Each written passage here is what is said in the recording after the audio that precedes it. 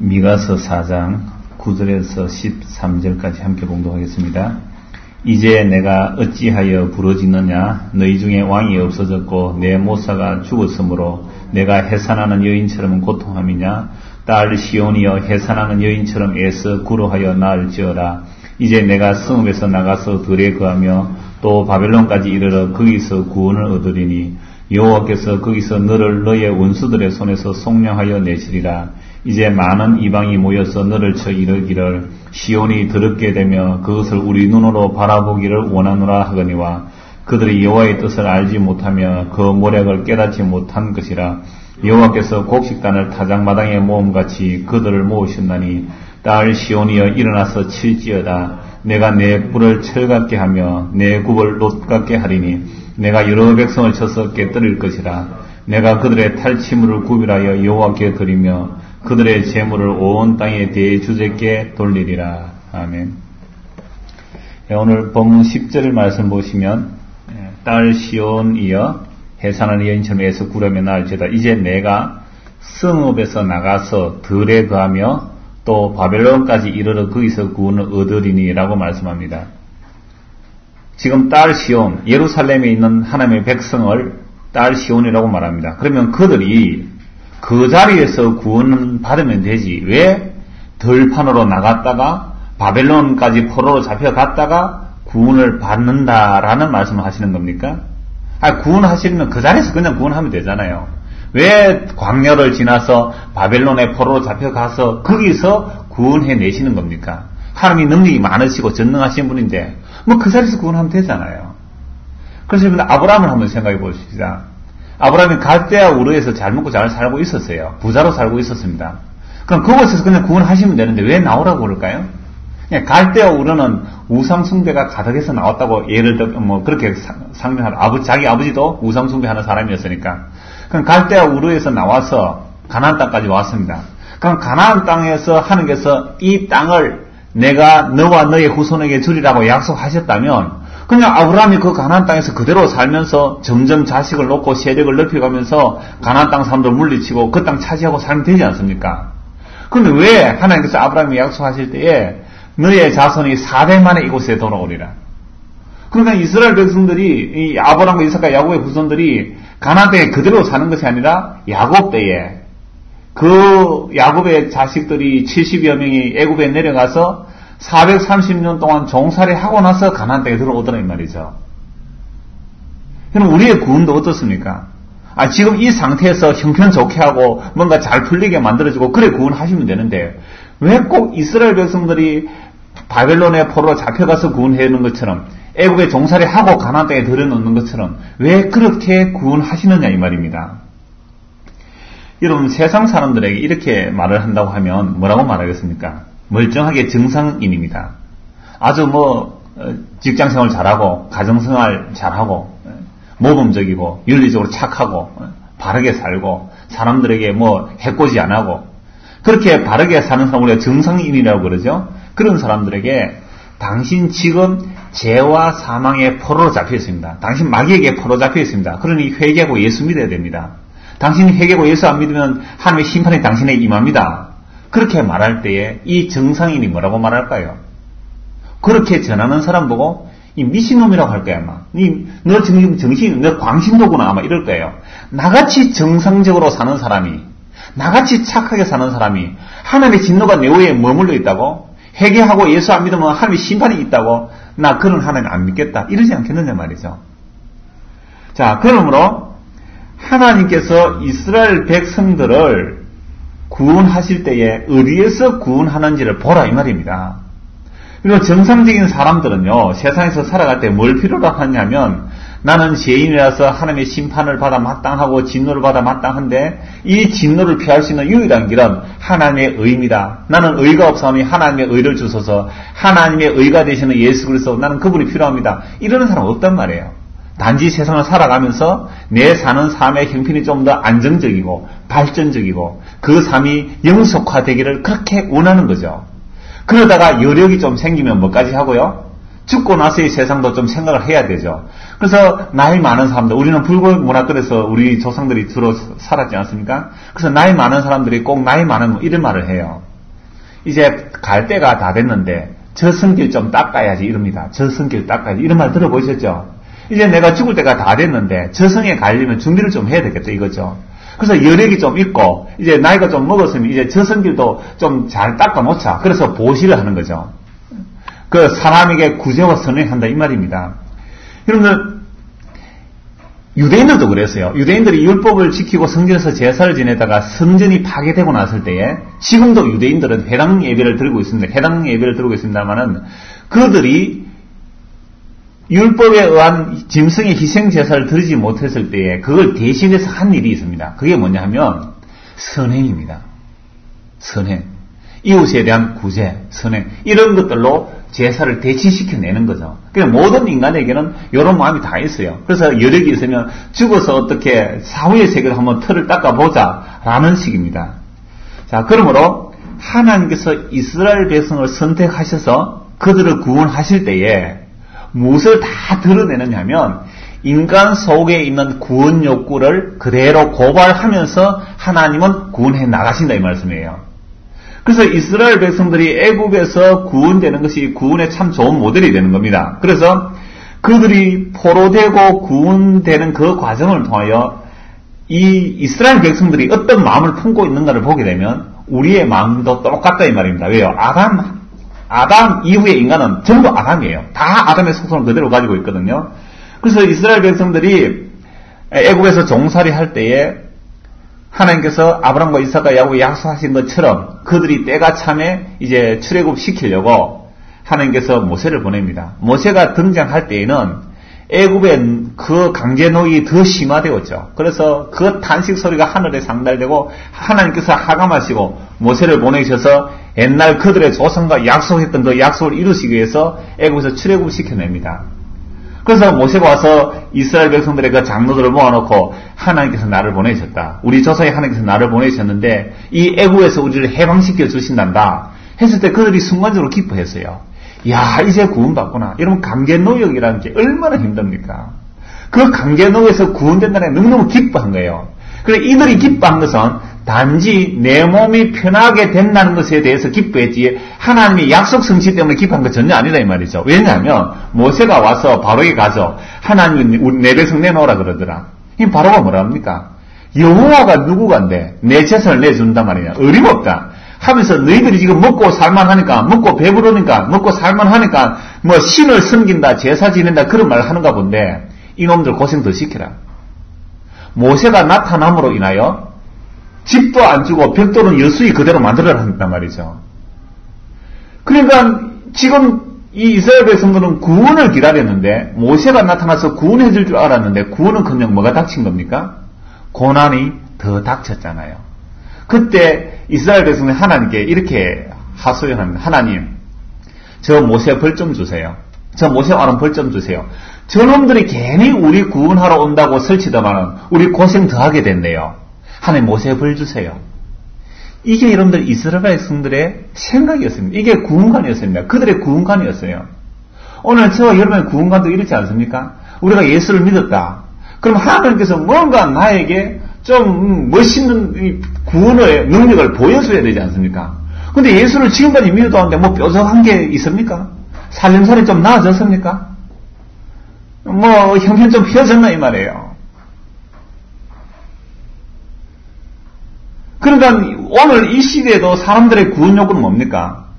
내 몸 하나 편하기를 원하는 거죠. 내 몸 편하면 우리 집안 편하면 더 좋겠고 내가 가는 회사 좀 더 든든했으면 좋겠고 내가 가는 교회도 더 든든했으면 좋겠고 끊임없는 이런 구원 욕구가 나오는 거예요. 그러니까 하나님의 언약 이루신 거는 상관없이 내 괴롭다 이 말이죠. 그러니까 내 괴로운 데서 구원해주면 내가 편해야 되고 즐거워야 되고 기뻐야 되는데 왜 이렇게 모세가 와서 고생 더 하느냐 이 말이죠. 그래서 그들을 구원할 때 10가지 재앙을 보여줍니다. 10가지 재앙을 통하여 어린 양의 피를 바르고 그 엄청난 기적 속에서 출애굽을 하죠. 그리고 홍해 바다 앞에 왔습니다. 앞에는 바다요 뒤에 애국 군대가 왔을 때 뭐라고 말합니까? 당장 원망하잖아요. 그럴 때 모세가 너희는 가만히 서서 오늘 하나님의 구원을 보라. 그래서 그 홍해 바다가 갈라져서 지나갑니다. 대단한 기적이죠. 그 홍해 바다를 마른 땅으로 건너가고 뒤에 오는 애국 군대는 물에 수장되었을 때에 그 홍해바다 건너고 나서 모세와 백성들이 하나님의 구원을 찬송합니다. 근데 그 큰 구원을 맛보고요, 3일 만에 무릎다고 원망하는 게 이스라엘 백성들 아닙니까? 그래서 광야에서요, 조금만 고생이 오면 뭡니까? 아우성 치는 거예요. 무겁다고 원망하고, 양식 없다고 원망하고, 길이 험하다고 원망하고, 먹을 것이 단조롭다고 원망하고, 끊임없이 자기 원망을 하며 가더라 이 말이죠. 그런데 이렇게 원망하는 그들을 끝까지 하나님께서 약속의 땅에 심어 넣으십니다. 그래서 시편 78편, 요즘 새벽에 시편 78편을 보는데요. 이 시편 78편에 보면 이스라엘 백성들이 하나님을 거역한 것이 그대로 다 드러납니다. 온갖 재산 거역하는데 그 거역하는 일에 가장 큰 뿌리는 이겁니다. 하나님의 그 크신 구원을 믿지 아니하고 잊어버렸다는 겁니다. 그러니까 하나님의 그 크신 구원을 며칠 만에 잊어먹으세요? 3일 만에 잊어먹더라 이 말입니다.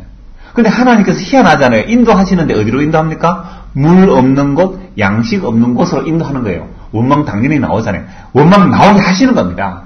그래서 애국에서 포로되었을 때의 구원해내심을 통하여 그들이 독립운동했다거나 그들이 어떤 구원받고자 애썼다거나 하나님의 구원을 바라보고 주의 언약대로 우리를 구원하소서 이런 적이 없습니다. 그런데도 문은 일어났고요. 구원은 일어난 거죠. 일어나서 가나안 땅에 심었습니다. 그럼 가나안 땅에서 하나님께서 율법을 이미 주셨기 때문에 그 율법을 따라 눈에 보이지 않는 여호와 하나님께서 우리의 왕이십니다 하고 하나님의 다스림을 믿고 하나님께서 오늘도 우리를 인도하신다는 걸 믿고 살았느냐? 전혀 그렇지 못했죠. 그래서 왕이 없이 살았을 때가 사사시대, 왕이 없으니까 백성은 전부 자기 속이나 옳은 대로 지멋대로 살았습니다. 마지막 사사인 사무엘 때에 이스라엘 백성들이 사무엘에게 왕을 요구하죠. 사무엘 당신의 아들 우리에게 사사로 합당치 아니하오니 우리에게도 왕을 주소서.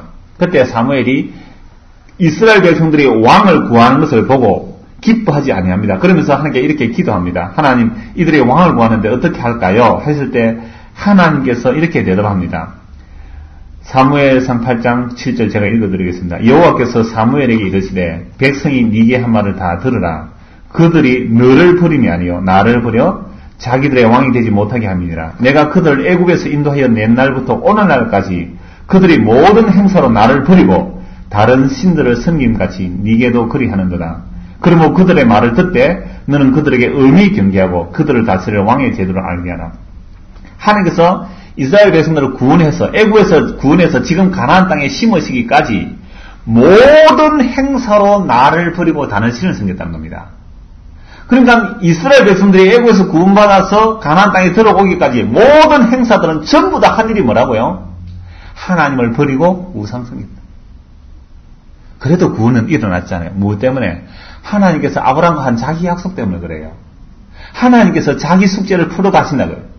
하나님께서 자기 하신 언약을 이루어가니까 애굽에서 이스라엘 백성들 구원돼서 가나안 땅에 심어졌다는 겁니다. 그래서 이 가나안 땅에 들어와서 어떻게 해요? 하나님을 섬겼다고요. 천만에요. 역시나 여전히 하나님을 거역하고 우상을 섬기더라. 그게 뭡니까? 왕을 달라는 거예요. 눈에 보이지 아니하는 하나님 말고 눈에 보이는 멋있는 왕을 달라는 거예요. 왜? 다른 나라들, 강한 나라들, 힘 있는 나라들 보니까 왕이 멋있게 다스리 가더라는 거죠. 그래서 우리도 그런 왕 달라, 그런 지도자 달라고 요청하는 겁니다. 그게 하나님께서 사무엘을 허락하라. 그들이 너를 버리는 것이 아니라 나를 버린다. 그러나 왕을 세울 때는 세금도 내야 되고 아들, 딸들이 다 군대에 동원돼야 되고 저 병거를 모는 군사로 징집돼야 되고 세금 내야 된다. 그렇게 쭉 얘기해도 뭐라고 말합니까? 그래도 우리는 왕이 있어야 되겠습니다. 그때 하나님께서 사무엘 8장 18절에 이렇게 말씀합니다. 그 날에 너희가 너희 택한 왕을 인하여 부르짖되 그 날에 여호와께서 너희에게 응답지 아니하시리라. 왕을 구했는데 왕이 잘못되어가지고 왕 때문에 고생하고 왕 때문에 잡혀가는 일이 있을 때에 하나님 구원해 주세요. 그러면 하나님께서 뭐 하신다고요? 너희들 날 버렸잖아. 너희 왕에게 구원해 달라고 하라. 나 너희 구원 안 해주겠다. 그때 왕 때문에 부르짖어도 난 너희에게 대답 안 하겠다 이 말입니다. 그러한 하나님의 말씀이 성취되어야 되죠. 어떻게 성취됩니까? 미가서에서 보면 그대로 성취됩니다. 이 미가서도 아직까지 왕들이 다스리는 시대인데 이 왕들이 얼마나 엉터리였는지 우리가 사문에서 이미 보지 않았습니까? 백성의 두령들은 무엇을 위해서 재판해 줍니까? 뇌물을 위해서 재판해 주는 거예요. 아니, 왕으로 세워놓고, 장관으로 세워놓고, 재판관으로 세워놨더니, 뇌물 위해 재판하는 겁니다. 제사장은 뭘 위해서 교훈하고요? 삭을 위하여 교훈하고, 선지자들은 돈을 위하여 점치고 있다는 말이죠. 3장 11절에 한 말씀으로 다 그렇게 말씀하고 있습니다. 3장 10절 시온을 피로 예루살렘으로 재앙으로 건축하는 거다. 누가요? 지도자들이. 그 백성들이 그렇게 왕을 달라고 했고 지도를 달라는데 그 지도자들이 그렇단 말이죠. 그 두령은 뇌물을 위하여 재판하며 그 제사장은 삭을 위하여 교훈하며 그 선지자는 돈을 위하여 점치면서 오히려 여호와를 의뢰하여 이르기를 여호와께서 우리 중에 계시지 아니하냐? 재앙이 우리에게 임하지 아니하냐? 하는 거다. 이게 우리 한국 교회 현실하고 별 다를 바 없다. 저는 그렇게 봅니다. 이 본문의 말씀 볼 때도 그랬지만 그러므로 사람, 인간 왕, 인간 지도자를 의지했기 때문에 그 인간 지도자들이 아무런 힘이 없고 무력해지는 겁니다. 4장 9절입니다. 4장 오늘 본문 말씀. 이제 네가 어찌하여 부러지느냐? 그 부러지는 거죠 지금. 왜? 저기 쳐도선 나라가 망하고 포로 잡혀가는 지경이 되니까 막 하나게 부러지는 거예요. 왜 부러지는데 이 말씀이에요. 왜 부러지는데? 너희 중에 왕이 없어졌고 내 모사가 죽었으므로 네가 해산한 연신은 고통함이냐? 너희 중에 왕이 없냐? 너희 중에 모사가 없나? 왜 부러지느냐? 이 말씀이에요. 왕을 구했으니까 왕한테 구해라. 왜 나한테 부러지느냐? 하나님의 말씀이 성취가 되지요. 그래서 여인처럼 고통함이냐? 딸 시온이여 해산하는 여인처럼 애써 구하여 나을지어라. 그래, 부러지지 마라. 부러지져도 그 자리에서 구원 안 해줍니다. 너희가 왕을 의지했기 때문에 그 왕이 힘이 없어서 왕이 범죄하면 이스라엘 백성 전체가 범죄하여 포로 잡혀가라 이 말입니다. 잡혀가서 구원해주는 잡혀가서. 그래서 4장 10절에서 들에 거하며 바벨론에 사로잡혀가는데요. 그러면 이스라엘 백성들이 애굽에서 종살이 하다가 광야를 건너서 약속의 땅에 오죠. 자, 그러면 하나님께서 이때에 애굽으로 보내는 게 아닙니다. 바벨론으로 보낸다. 바벨론에 가는 것도 바벨론에서 뭘 지나세요? 광야를 지나서 바벨론에 가는 겁니다. 그러면 전에 구원받을 때 애굽 종살이 하던 곳에서 광야를 지나 가나안 땅에 왔는데 거꾸로죠. 약속의 땅에서 범죄했기 때문에 어디로요? 광야를 지나 종살이하러 가는 겁니다. 그 구원은 뭐겠습니까? 종살이 하던 곳에서 광야를 지나 약속의 땅으로 오겠죠. 그래서 70년 동안 포로 생활하고 그 애굽 종살이 하던 곳에서 광야 지나 가나안 땅에 오는 것처럼 바벨론 종살이 70년을 해야 됩니다. 왜? 하나님의 말씀을 거역한 70년 동안 땅이 안식해야 되고 안식년이 많지면 그 바벨론에서 광야를 거쳐 가나안 땅에 오게 됩니다. 그러면 우리가 처음에 그 애굽에서 구원을 보았을 때에 그들이 하나님의 언약을 따라 하나님을 믿어서 구원받아 나온 게 아니거든요. 하나님의 약속 때문에 구원이 가나안 땅에 온 것처럼 바벨론에서 바벨론 포로에서 돌아올 때도 역시나 그들은 스스로 빠져나올 수가 없습니다. 바벨론이 그 당시 세계 최대의 강대국 아닙니까? 누가 스스로 빠져나올 수 있어요? 빠져나오지 못하도록 포로로 잡혀있던 자리에서 구원받아 나오면 그들은 자기들이 이제부터 어떤 자세가 되는 하니까요. 5장 7절을 먼저 한번 봅시다. 5장 7절. 미가서 5장 7절입니다.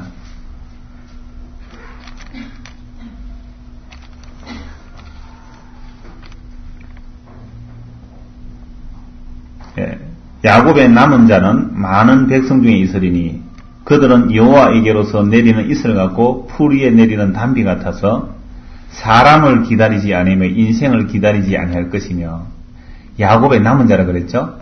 바벨론 포로에서 잡혀갔다가 다시 가나안 땅으로 돌아오는 자들이 야곱의 남은 자들인데 이들은 여호와에게로서 내리는 이슬 같고 풀 위에서 내리는 담비 같아요. 이슬과 담비는 사람이 조작할 수가 없습니다. 하나님께서 이슬과 담비를 내려주셔야 되는 것처럼 이들은 사람을 기다리지 아니하고 인생을 기다리지 아니하는 사람들이 되어서 돌아오는 겁니다. 이게 야곱의 남은 자예요. 전에는 뭐였습니까? 왕 달라 그랬잖아요. 지도자 달라야 돼요. 눈에 보이는 확실하고 강력한 지도자를 달라고 그렇게 부르짖은 자들이 포로로 잡혀갔어야 뭘 깨달았습니까? 우리의 지도자는 왕이 아니구나. 부실한 왕들이 아니구나. 우리의 지도자는 여호와 하나님이시구나. 이렇게 알고서 이제는 다시는 사람을 기다리지도 않고 사람의 인도를 바라지도 않습니다. 그렇게 해서 돌아오는 자들의 모습이 지난주에 본 말씀에서 보면은 그들이 어떻게 돌아옵니까? 4장 7절입니다. 4장 7절. 5장 7절하고 희한하게 같은 말씀이네요. 4장 7절에 보세요. 그 저는 자로 남은 백성이 되게 하며. 자, 포로로 잡혀갔다가 돌아오는 자들이 어떤 모습으로 온다고요? 저는 자라 그랬어요. 그래서 6절에 보면 여기서 말씀을 그 날에는 내가 저는 자를 모으며 쫓겨난 자와 내가 환난 받게 한 자를 모아. 자, 저는 자, 쫓겨난 자, 환난 받게 한 자를 모아서 그 저는 자로 남은 백성이 되게 해서 구원해내는데 요 저는 자들은 누구를 의지하지 않아야 하고요? 사람을 의지하지 않는다는 거예요. 그럼 사람을 의지하지 않는다는 말은 누구도 의지 안 해야 됩니까? 자기 자신도 의지 안 하는 겁니다. 그게 포로에서 돌아온 자들의 모습이에요. 그럼 하나님께서 구원하실 때 꼭 뭐하고 구원하신다는 거죠? 포로로 가다 놓고 그 다음에 구원해내시는 거예요. 그 자리에서 바로 구원 안 해준다 이 말입니다. 만약 오늘 우리는 하나님께서 이 자리에서 바로 구원해준다면요 무슨 생각을 하느냐 하면은 하나님 나 그래도 괜찮게 살잖아요. 그런데 내가 다른 사람도 괜찮은데 내가 하나님까지 믿고 내가 예수님까지 믿어서 이렇게 착하게 사니 다른 사람보다 더 멋있게 나를 구원해 주세요. 이따위 소리가 나온다 이 말입니다. 그냥 구원해 주면. 그럼 우리는 구원받을 자격이 없다면서 어디에 가다 버려야 됩니까? 애굽의 종살이에 가다 버려야 됩니다. 바벨론의 포로 잡혀서 가둬 버려야 되는 거예요. 거기서 탄식하며 한숨 쉬며 자기 스스로의 힘으로는 빠져나갈 수 없다는 그 고백이 나와야 그제야 구원해내는 겁니다. 그게 구원이 뭔지를 아는 거예요. 이건 성령이 임하지 않으면 모르는 상황입니다. 그래서 주의 성령이 임한 사도들이 기록한 이 성경들을 보면 우리가 뭐에 포로 잡혀 있다 그래요? 죄와 사망에 포로 잡혀 있다. 에베소 보면 뭐라 말씀합니까? 우리가 옛날에 구원받기 이전에는 공중근세 잡은 자, 지금도 이 세상의 불순종의 아들들 가운데 역사하는 영, 곧 마귀에게 붙들려서 그들이 끄는 대로 꼼짝없이 끌려간 거예요. 이 세상 풍속을 쫓아. 그렇게 살았던 자들입니다. 그런데 그렇게 마귀에게 꼼짝없이 붙들려 살면서도 자기가 죄와 사망에 포로 잡혀있다, 마귀에게 포로 잡혀있다는 생각을 전혀 못하고 사는 겁니다. 이게 바로 마귀가 복음의 강체가 삐치지 못하도록 속이고 있는 거예요. 그러면 세상 사람들은요 절대로 예수 그리스도의 구원을 필요로 안 하는 겁니다. 뭡니까? 구원을 이야기해도 지금 내 있는 상황에서 좀 더 나은 인생, 좀 그다음 나중에 뭐 4월까지 챙기죠. 이런 식으로 구원을 생각하지 나는 지금 하나님의 진노로 죽어 마땅합니다. 죄악 가운데서 나는 심판받아 마땅합니다. 이렇게 하는 자가 없다 이 말이에요. 그래서 로마서 11장 32절 말씀을 보면 하나님께서 모든 사람을 불순종 아래 가두어 놨다 그래요. 왜 불순종 아래 가두어 놨습니까? 공동번역에 보니까 불순종에 사로잡혀 있다 그래요. 그러니까 우리는 사로잡혀 있는 거예요. 태어나면서부터. 엄마 뱃속에 태어나면서 아담의 후손이 다 사로잡혀 있는데 뭐에 사로잡혀 있다고요? 불순종 안에 사로잡혀 있는 거예요. 불순종의 포로입니다. 스스로 순종해서 나올 수가 없는 거예요. 애국에서 어떻게 나올 수 있습니까? 바벨론 포로에서 어떻게 나오는 겁니까? 죄와 사망에서 스스로 순종해가 나올 방법이 없는 거예요. 그래서 예수님께서 말씀하시기를 강한 자가 자기 세간을 지키고 있으면 그 세간이 안전하지만 더 강한 자가 와서 그 강한 자를 결박해버리면 그 세간을 빼앗아낼 수 있다. 강도의 원리죠. 그러니까 예수님께서 더 강한 자인 마귀를 결박해야만 그 마귀에게 사로잡혀있던 자기 백성을 끄집어내올 수 있다 이 말씀이죠. 그러므로 우리가 구원받았다라는 것은 뭘 인식하게 되느냐. 성령이 임하게 되면 나는 마귀의 종이었구나를 인식하게 됩니다. 죄와 사망의 포로로 잡혀서 꼼짝하지 못했구나. 이걸 알게 되는 거죠. 그래서 구원받았다라는 사람은요 절대로 자기를 자랑할 수가 없는 거예요. 어떤 모습으로요? 소경의 모습으로, 저는 자의 모습으로, 잉태한 자의 모습으로, 해산한 자의 모습으로, 자기 혼자의 힘으로 올 수 없는 그 절뚝발이의 모습으로 이렇게 오는 거예요. 이게 구원받은 자의 모습입니다. 너 왜 그랬느니? 나 전에 죄의 포로였잖아요. 나 전에 포로 생활했다. 그 흔적들을 가지고 오는 거예요. 그리고 요즘에야 그 흔적 가지고 큰 소리 치잖아요. 뭐 월남전 참전했다. 뭐 내가 북파 공작원이었다. 뭐 이런 것 가지고 유시하고 힘주지만 어깨 힘주지만 하나님께로부터 구원받은 자들은 포로 잡혔다 온 자들은 결코 자기 자랑할 것이 없게 만들어 버립니다. 이게 하나님께서 포로 되게 하셔서 구원하신 뜻이에요. 그런데 이렇게 구원받은 백성들은 철저하게 자기 공로가 없죠. 자기 의가 없습니다. 주의 은혜만 의지하고 주님만 자랑하고 주님만 높일 수밖에 없는 사람인 것이죠. 자, 그런데 이렇게 함으로써 또 한 가지 일이 있습니다. 그게 뭐냐 하면 이스라엘 백성들이 바벨론의 포로로 잡혀갈 때 주변 나라들이 뭐라 그랬을까요? 꼴 좋다. 하나님 섬긴다 하더니 나라 망해가지고 포로로 잡혀가구나. 그렇게 놀린 자들도 심판해버리겠다 이 말씀입니다. 정말 하나님께서 지금 포로된 자를 구원하신데 그 과정 속에서 자기 백성만 구원해내시는 것이 아니라 그 과정을 조롱하고 모독한 자들도 함께 심판해버리겠다는 거죠. 그게 4장 11절부터 나온 말씀입니다. 이제 많은 이방이 모여서 너를 쳐 이르기를 시온이 더럽게 되며 그것을 우리 눈으로 바라보기를 원하노라 하거니와 그들이 여호와의 뜻을 알지 못하며 그 모략을 깨닫지 못한 것이라. 지금 이방들이 여방들이 이스라엘 보고 아이고 한때 여호와 하나님 섬긴다고 폼 잡더만은 잘났다. 지금 포로로 잡혀가는 거 보니까 너 꼴 좋다. 시온이 더럽혀졌구나. 우리 눈으로 보자. 하하 호호 하면서 막 놀렸다 이 말입니다. 그러니까 그렇게 포로로 잡혀가는 그 뜻을 이방인들이 몰랐어요. 왜 포로로 잡혀가는지 포로되면서 구원하시고자 하는 한 뜻도 있지만 그 과정을 통하여 이방인까지 다 심판해버리겠다는 겁니다. 그러니까 막 놀리고 있죠. 우리 눈으로 바라보기를 원하노라. 시온이 더럽게 됐구나. 망했구나. 기분 좋다. 예루살렘 성전 파괴되나 기분 좋다. 이렇게 큰 소리 치는 자를 심판하겠다는 거죠. 바로 앞에 있는 말씀 한번 아모스 앞에 보면요. 아모스 때 그 오바다 있습니다. 오바다. 요나 앞에 오바다스 잠시 한번 봅시다. 오바다스 1장 10절입니다.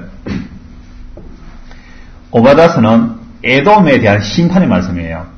에서의 후손인 에돔 족속을 하나님께서 심판하시는데 에돔을 왜 심판하느냐 하니까요. 10절에 보시면 네가 네 형제 야곱에게 행한 포악을 인하여 수욕을 입고 영원히 멸절되리라. 네가 멀리 있었던 날 곧 이방인이 그의 재물을 넉탈하며 외국인이 그의 성문에 들어가서 예루살렘을 얻기 위하여 제비 뽑던 날에 너도 그들 중 한 사람 같았었느니라. 네가 형제의 날 곧 그 재앙의 날에 방관할 것이 아니며 유다 자손의 패망하는 날에 기뻐할 것이 아니며 그 고난의 날에 네가 입을 크게 벌릴 것이 아니라 내 백성이 환난을 당하는 날에 네가 그 성문에 들어가지 않을 것이며 환난을 당하는 날에 네가 그 고난을 방관하지 않을 것이며 환난을 당한 날에 네가 그 재물에 손을 대지 않을 것이며 사거리에 서서 그 도망하는 자를 막지 않을 것이며 고난의 날에 그 남은 자를 대적에게 붙이지 않을 것이니라.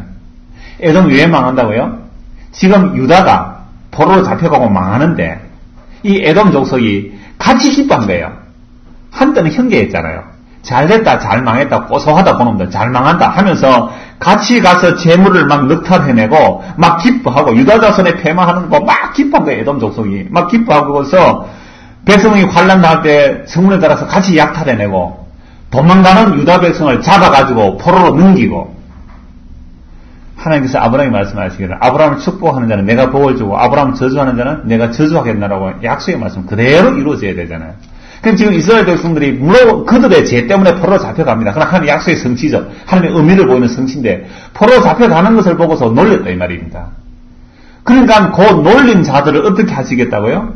심판하시는데 12절 봅시다. 4장 12절 그들이 여호와의 뜻을 알지 못하며 그 모략을 깨닫지 못할 것이라. 여호와께서 곡식단을 타작마당에 모음같이 그들을 모으셨나니 딸 시온이여 일어나서 칠지어다. 내가 네 뿔을 철같게 하며 네 굽을 놋같게 하리니 네가 여러 백성을 쳐서 깨뜨릴 것이라. 내가 그들의 탈취물을 구별하여 여호와께 드리며 그들의 재물을 온 땅의 대주제께 돌리리라. 지금 유다가 바벨론 포로로 잡혀간 것을 보고 이방들이 막 놀렸잖아요. 놀리니까 뭐 하는 겁니까? 그 놀리는 이방들을 타작모당에 곡식 모으듯이 다 모아놓고 한꺼번에 타작하겠다는 거예요. 그래서 딸 시온이여 내 뿔을 철같이 하고 내 굽을 놋같이 해서 그들을 심판하라는 겁니다.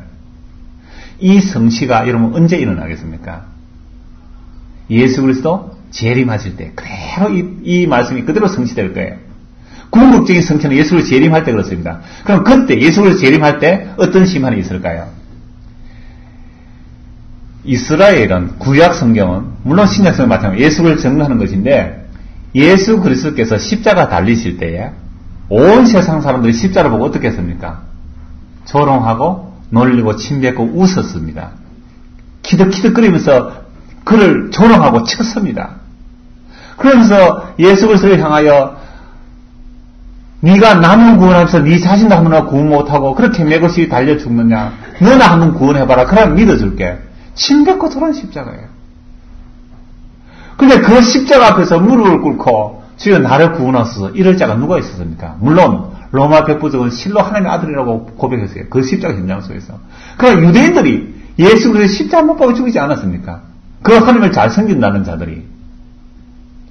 그러므로 이스라엘 백성들이 포로 잡혀가는 그 과정과 돌아오는 그 과정을 통하여 예수 그리스도의 십자가 지시는 사건은 사람들이 볼 때 아이고 저 인간이 죄를 많이 지어가 저주받아 죽었다 그래 봤거든요. 그러나 하나님의 계획과 하나님의 모략을 몰랐잖아요. 그 십자가 안에 자기 백성들의 죄를 대신 담당하여 죽는 줄 누가 알았겠습니까? 누가 믿었겠느냐 말이죠. 그래서 예수 그리스도 그 십자가를 지시고 성천하셔서 성령을 보내시고 나사 그제서야 제자들이 알아들었습니다. 아하, 예수 그리스도의 십자가가 어떻게 구원이 되는 걸 알고 그 예수 그리스도의 십자가를 향하여 저주하고 침뱉고 돌아서지 아니하고, 물론 전에는 다 그렇게 돌아섰잖아요.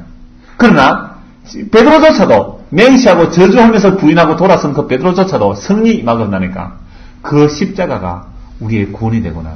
이것을 예수님 재림할 때까지 이 십자가만으로 끝까지 밀고 나갑니다. 그래서 오늘 이 시대도 예수 그리스도의 십자가를 바라보고 저주할 자구나 라고 한다면 그건 성령 임하지 않은 자예요. 그런데 예수 그리스도 그 십자가를 바라보고 나의 주요 그리스도가 되십니다 하고 자기 죄를 고백하는 자가 바로 포로되었던 자에서 구원받은 자의 모습이라 이 말입니다. 그래서 오늘 저와 여러분이 예수를 믿고 구원을 얻었다는 것은 얼마나 포로, 죄와 사망에 포로되어 있던 자임을 날마다 확인시키는 거예요. 그래야만 예수 그리스도의 십자가의 공로만으로 우리가 구원에 이르고 그 구원의 완벽함을 정말 우리 죽는 그날까지, 주님 오는 그날까지 계속 확인시켜 나가는 겁니다. 그런데요, 우리는 이런 예수님의 구원을 알지 못하면 늘 어떤 구원관에 빠지고 있다고요? 이스라엘 백성들이 생각한 그 구원관. 애굽에서 나올 때에 하나님이 우리를 구원했다면 왜 편안한 길로 인도 안 하고, 왜 하필이면 물 없고 양식 없는 이런 곳으로 인도해서, 왜 하면서 날 이런 곳으로 고생하면서 끌고 가느냐? 원망 나올 수밖에 없잖아요. 구원이 뭔지를 몰라요. 죄와 사망에서 구원이 뭔지를 몰라요. 그러니까 오히려 하나님께서 구원하셔서 고생하는 것보다 나 구원 안 받고 옛날 애국에서 살래. 거기서는 먹고 마시는 것은 부족함이 없었다. 고기 배부르게 먹었다. 그런데 하나님의 구원을 받아서 광야에 나왔더니 이 고기도 없고 마늘도 없고 파도 없고 나는 이런 곳에서 못 살겠다. 애국으로 돌아갈래. 애국으로 돌아갈래. 이들이 바로 구원이 뭔지를 모르는 자들이에요. 오늘 우리 한국교회 상황에서 하나님의 구원이요 자꾸만 세상 것으로 이야기되어지면 이런 구원의 구원관으로 만들어버리는 거죠. 꼭 이스라엘 백성의 원망 그런 구원관이 될 수 있다 이 말입니다.